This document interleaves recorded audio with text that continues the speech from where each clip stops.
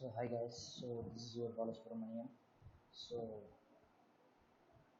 this video about the Spring Boot using RESTful web service connected with MySQL database and implement a REST client Postman tool. So this project is about to create a Spring Boot application and implementing various RESTful endpoints and executed that particular RESTful endpoints using that Postman tool. So we obviously know that in a previous video I explained what is Postman tool, how to work with Postman tool, how to create a or work with particular REST endpoint. I made a simple example in a previous video. If you have any doubt, please watch through my previous video. After that, we will come to this video. So here, day before yesterday, I posted a Spring Boot with MySQL database at a REST endpoint using Swagger API. So on that example, I am connecting that Spring Boot various REST endpoints and executing that particular REST endpoint stored in a particular database by creating a Swagger API document.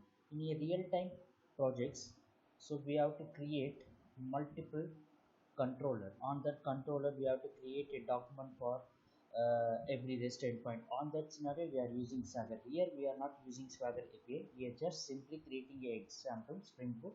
Then I am going to explain that particular and trying to execute that particular REST endpoint in a Postman tool and stored in the information in a particular database. So in this example, same thing. This is your project name, Spring Boot REST example. I had added various dependencies. So this is very important. Whenever you are trying to add dependency while working with a RESTful and MySQL database, you have to add this kind of dependencies. Here I am adding Spring Boot Starter Web, then Spring Boot Dev Tools. These two are very very needed for this particular example. What is the purpose of this also I am explained in a previous video. You go and check that video. So here I am using that MySQL connector because I am store the information using MySQL database. Then this is a JUnit testing dependencies. Apart from that, I am using a JPA dependency also because I am performing some JPA properties in this example. So I am adding these dependencies. So first we have to add the particular dependencies in form.xml file. The next one we are going to add application.properties file. So in this properties file where it is located means in source main resource. Here there is a application.properties file. Here we have to create a respective database name, a respective Hibernate properties. Apart from that, I am adding a port number also. So I already told you the Tomcat default port number is 8080. So if you want to change the port number, you can give any name. I'm using 9091 port number. Okay. If you don't want means don't give any port number. The default port is 8080. So this is a spring.datasource.url. So this is all related about your particular database. What kind of database you are using, either Oracle or MySQL or H2 database. Okay, so here I am using MySQL. So JDBC colon MySQL localhost, the port number is 3306 of the MySQL, then database name Spring Boot REST DB. So this is the default username password of MySQL. Then this is a driver class name. So we have to compulsory define the driver class name. So here com.mysql.jdbc.driver. Here CJ denotes I'm using a latest version of MySQL 8. That's why it denotes CJ. If you're using lower version, don't need to put CJ. Just com.mysql.jdbc.driver is enough. Then next one, I want to add a Hibernate dialect class. So here that particular what kind of database you can use, you have to compulsory mention that Hibernate dialect properties because this will very important. So of.hibernate.dialect MySQL 8 dialect. This is a predefined class located in that particular Hibernate dialect properties. So these are all the JPA related properties like here first of all I create, because here first of all whenever I am trying to running this application, it will first create your table inside the database. Okay, so we don't want to create table manually. I will show you how it will working. So first of all, there are a lot of DDL auto command are there. I am putting first create. Then next one, spring.jpa.ima.format SQL. The query will be displayed in a console. Then whatever the data you will be inserted or deleted, update, that particular query should be displayed inside this console.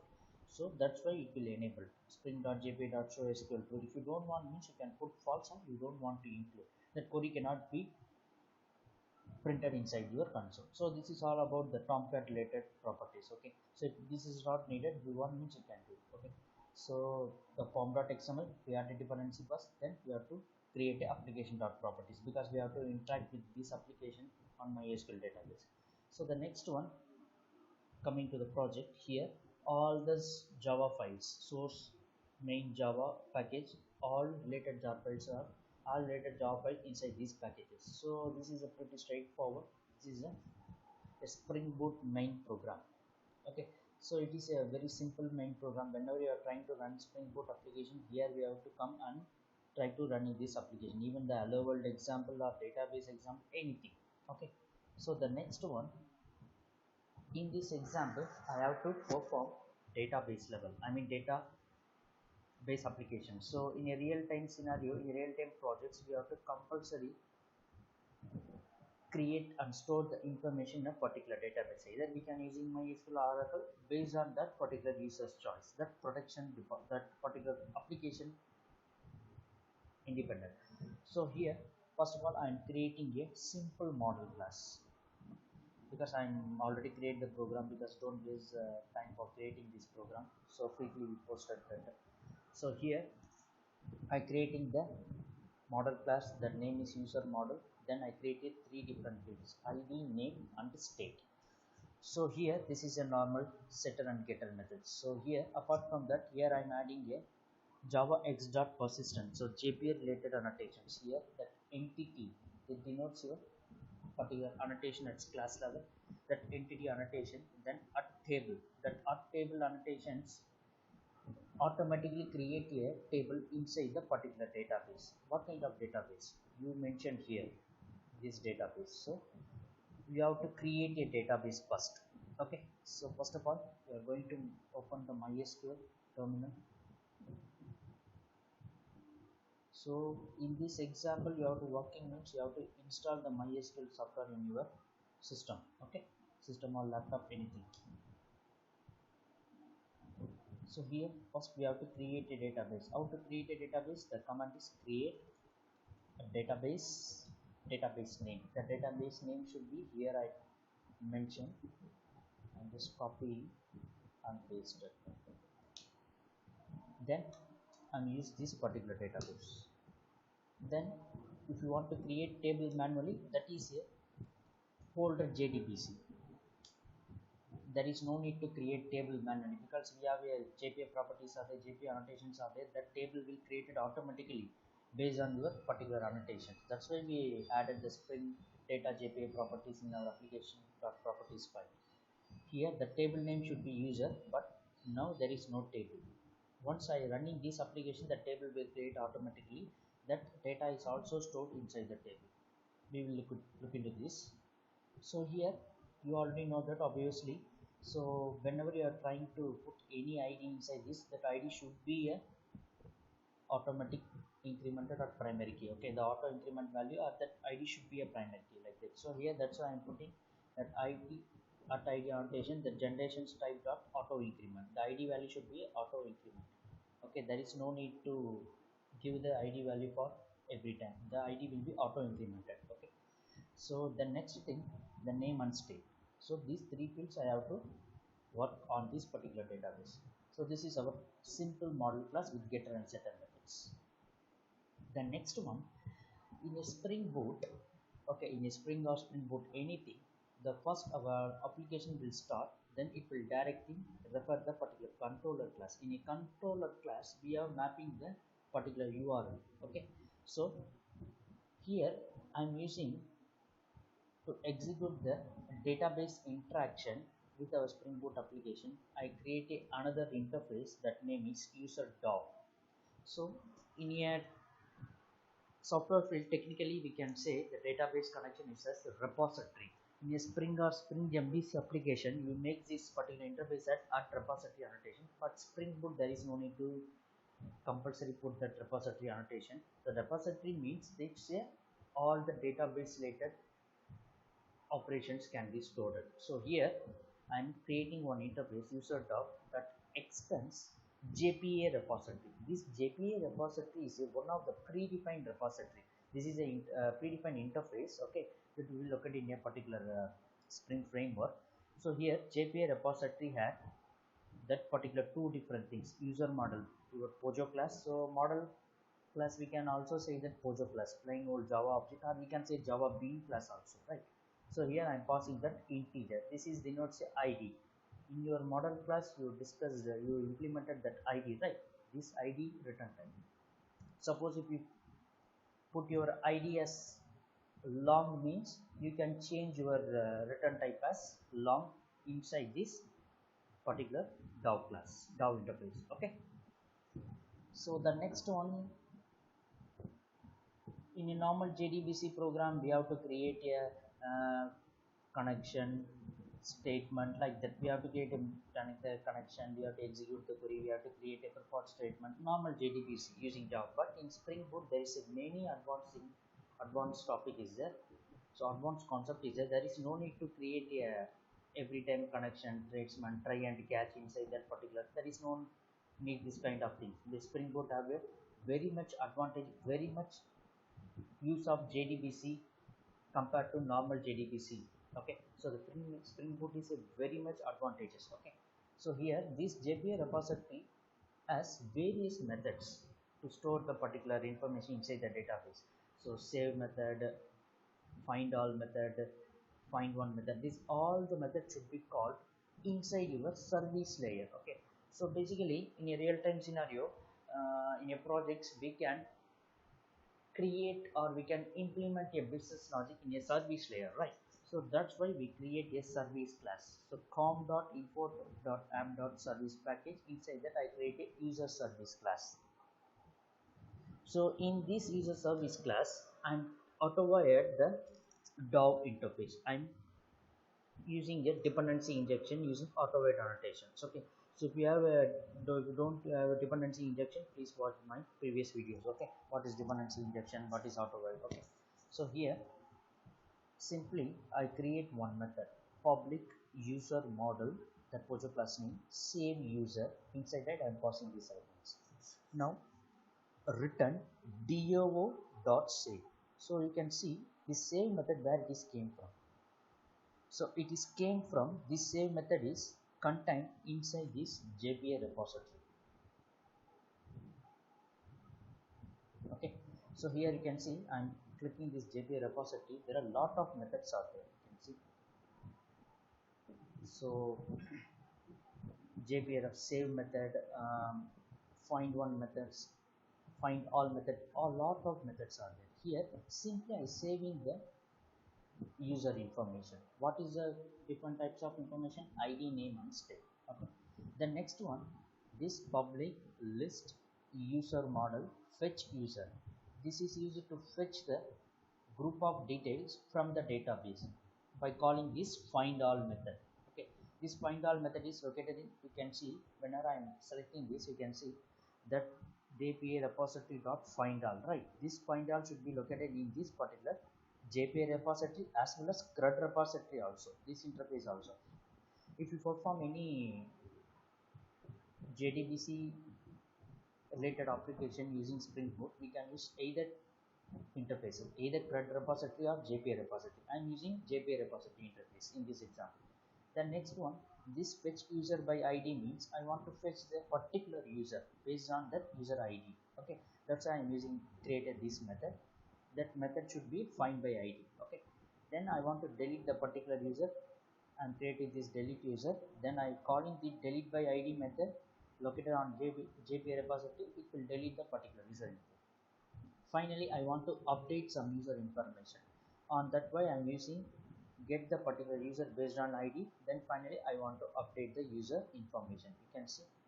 So return a reference entity with given ID by depend on how JPA repository is provided like that. So there are a lot of things out there. Okay, the ID must not be null. It is very important. You have to pass the ID on a URL. I will show you where you can pass, how it will be working. Okay. So finally, the controller class. So this is a very important class. So obviously you know that controller. So controller is used to transfer your data from one page to another page. Data means the information, where it will be going, where it will be coming, that kind of thing. Operations can be done inside a particular controller class. Here I already told you, I'm not using a single controller, I'm using a REST web service. That's why I make it a controller as a REST controller annotation. Okay, so our class name is user controller. Then I put the request mapping at class level annotation. Request mapping is used to match a particular URL. Okay, correct URL you have to match. Then I have to auto-write the user service class. Same thing. In a service class, I auto-write the DAO class. That same thing, I auto-write the user service class by using control. Here I am putting various controller mapping annotations: post mapping, get mapping, delete mapping, put mapping. So whenever you have to try to study a RESTful web service, okay, there are a lot of HTTP methods are there: get, post, put, map, get, post, put, delete, option, tells me. Here we are using the four different annotations. Okay, so it is similar to the HTTP request mapping method. Request mapping, request method equal to HTTP dot get. That same thing I am using that REST controller annotations. Okay, here post mapping, get mapping, these are all from the particular Spring framework based control annotation. You can see annotations for mapping HTTP GET request onto specific handler method. Now tell me. So I'm explaining. So post mapping, what is the purpose of post mapping? So post mapping is used to create a new resource or create a new information or store a new information on the particular place or the particular database. On that scenario, we can use a post mapping annotation. Here I am passing that URI value equal to say. Then I created one method, public user model save user. This is a user defined method. You can give any name at request body. So you have to keep in mind post and put method. These two particular mapping you have to create, you have to compulsory put a request body annotation. So this request body, what is the purpose of request body? It will show you. You can see this annotation indicating a method parameter should be a body of the web request. It will be convert your particular JSON object to Java object. So that is the HTTP message converter. Okay, this particular object reference, whatever the value you have given, it will be stored inside these particular attributes, name, state, like. That's why we can put the particular annotation using that request body. Okay, so the next one, finally I'm calling service dot save user. Whenever I'm calling this method, it will directly go to here and calling this particular save user method. This method have a saved method. It directly go to this particular DAO interface. On that thing, it will store the particular information on this particular entity. Okay. So the next one, after storing new information, I want to fetch that information from the database or from the file, anything. On that scenario, I'm using that get mapping resource. So get mapping is used to retrieve or fetch a resource from the particular resource. Okay, so here I'm using that list because we don't know how many resources are already are storing there, even single resource, two resources, or thousands of resources. On that scenario, I am using the method type as return type as list. Okay, the next one should be a same get mapping. Then I'm passing a single user. I want to fetch a single user information based on a user ID. Okay, on that scenario, I'm using this particular get mapping. So you have to keep in mind whatever the fetching, retrieving, this kind of similar terms are there, you have to use compulsory get mapping annotation, that get HTTP method. Okay, so here I am passing fetch user by ID. I want to pass the ID. What kind of user information you want? I mean, which user information you want? The particular user ID you have to fetch inside the URL. So that's why I make it using that path variable annotation. This path variable annotation make the particular ID as a URL inside the URI inside the particular REST endpoint. So finally, I'm using the delete mapping annotation. So the delete mapping is used to delete a particular resource. we don't want to this information stored in particular table. I want to delete that particular user. On that scenario, I am using a delete mapping. On that scenario, I am passing the user ID. Then of course we have used path variable. Then you have to call this delete user method. This delete user, where it will be came, it will be came from this service layer, right?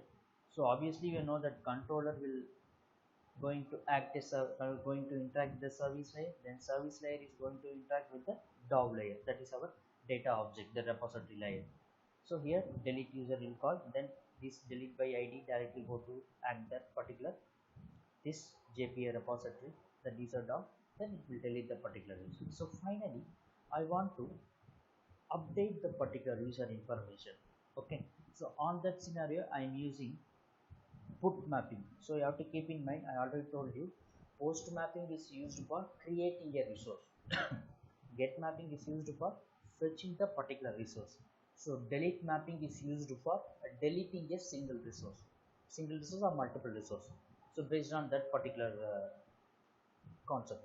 So put mapping is used to modifying or updating a particular resource. Okay, so here put mapping is used to update a resource, update a user information based on the user ID. Okay, so first you have to create a recursive body annotations, then pass the ID, then first you have to pass the ID, then you have to set the name and state for that particular user ID, then after that you have to save the user. Finally the return service dot save user u1, this u1 should be called this save user. It will be going to directly store in this particular thing after updating the user information based on the id whatever you given inside the rest endpoint tool. Okay, so this is just what the simple examples. Okay, so this is a very important example. In previous video I'm telling very simple example how to work with Spring Boot in REST web API using Postman tool. Here I am creating an advanced example how to work with Spring Boot using REST web service for connecting your database and implemented using a Postman tool. This video is not include about Swagger API. The Swagger API is separate video. You can go and watch my playlist. Okay. So here these are all the things. Now I'm going to first form.xml, okay, application.properties, okay. Then we have created database, of course fine, there is no table. Whenever you try to running this example, that table will be created. Then we have to open the Postman tool, right? So before open the Postman tool, first we have to run this application, where you have to run this main program. This main program is created default by the Spring Boot itself. Okay, just directly going to click on run as Spring Boot app. Here you can see the console, our server will start the kind of information. There are a lot of logger information it will be displayed because Spring Boot have a default logback info, right? Embedded logback info, that's why it will provide that starting server, creating a table, all the things you can see inside this console. You can see the Ivan translation, ORM, here dialect class, MySQL dialect. Here you can see the table will be created automatically by the Spring Boot. There is no need to create. You can see the create table user ID, name, state. The ID should be a primary key, auto increment, right? So finally your server is started. Here you can see Tomcat started 909. Then first you're going to check the table, the table is there. Yes, the table is created, the user table. You can see this Hibernate sequence to maintain the particular ID as a primary key, auto increment, that's why. So here we are going to open the Postman tool. So how to open the Postman tool, how to open the Postman tool I already told you, right? So here the Postman tool is there, you can see. So just going to Google and type Postman tool, then launch this app. The previous video will be there, you can watch this previous video how to work with Postman, then come here. So here we want to insert the data, right? So here where you have to insert, first to start the server. So here first one I'm going to map this particular URL user. This is a class level annotation. Okay, then we have to pass this one. So here in postman to user, say change the method name as post, because post is used to create a resource, right? Here we have to pass your name,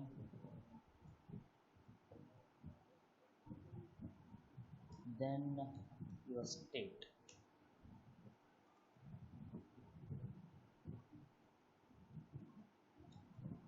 So this is previous default JSON format. If you want to change XML format or like that, you can change here.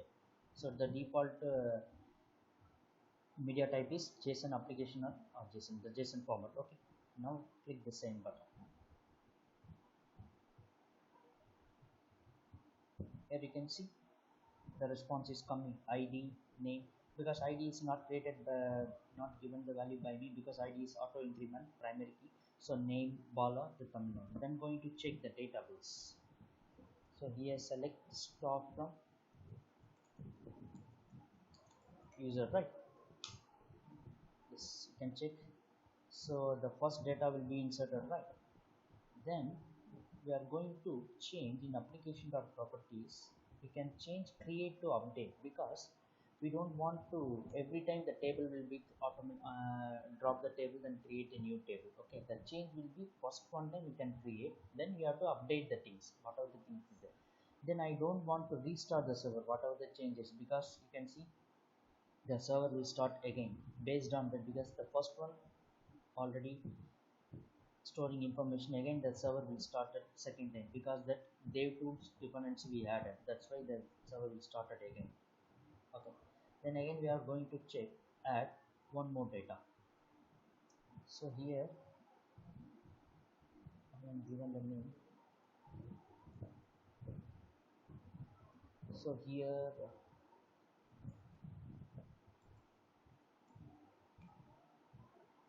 I'm just clicking send button to store the data. You can see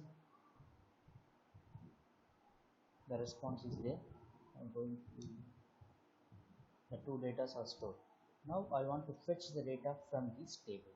Okay, how I can fetch? I want to change your HTTP method get mapping, because this get mapping is used to fetch the data, right? You can open the controller. Yes, you can see this get mapping used to fetch all the data from the particular table. So that's why I'm using this get mapping annotation. Change this particular, copy this URL and paste inside this postman. Again I'm telling postman not only working in postman tool, you can use soap UI also. Okay, there are many client tools are there for working this particular REST web service. Click that send button, then you can see the data will be retrieved in a JSON format from the particular table, right? Then I want to fetch the data for single user ID. On that scenario I am using this particular get mapping, pass a URL, then pass the ID value. ID value is 2. I'm sending that single user information will retrieve. Then I want to update the user information. Okay, so I want to update the information, that's why based on ID, that's why we have a post mapping, put mapping, right? So here we can change, then we can change I want to change the name. I don't want to change this name. I want to change this name as something. So put we can use. Then going to body tag, you can change something, like I can change the name as Ajay. Okay, so the state should be AP. So I'm updating the user information based on the user ID and change the ID to information. The name already stored Puja, the state Maharashtra. It will be state changed to Ajay and AP. Just click the send button. You will see the yeah. So just see the response here. You can see the name state will be changed. That's going to check the database. So previously the name should be Puja, here the name should be Ajay. So I want to delete something. some user. Okay, the same you have to mention. The delete mapping annotation you have to call, going to here, copy here, then I want to delete this id2, then change your http method, then delete. Simple, it will delete. Going to check here, yes, inside the database you can see the id2 will be information deleted. So this is what we have created, a Spring Boot to implement REST web service and connected with a particular MySQL database. Here you can see whatever the queries we implemented, all should be displayed in a console. You can see update query, insert query, delete query. You can see where it is came from. It is came from this application dot properties. We have wrote one properties that spring.jpa.show SQL command. This SQL command should be true. It will be show inside the console. If you don't put this one, it will not print the query inside your console. So this is a very simple application. Okay, the control layer, first of all the application will start, the controller will going to navigate this particular service layer. The service layer will call this particular DAO layer, then it will working based on the respective REST endpoint. So this is very simple applications. Okay, so the previous example I already posted a video in my playlist, you can watch there. So that is a very simple example how to create a RESTful web service by implementing Spring Boot with a Postman tool. This is a very advanced example. Okay, I am requested you to watch first that video, then again you have to watch this video, then work it. Okay, so thank you for watching. Please subscribe my channel for latest update. I want to put more real-time applications. Okay, so please subscribe my channel. Thank you guys.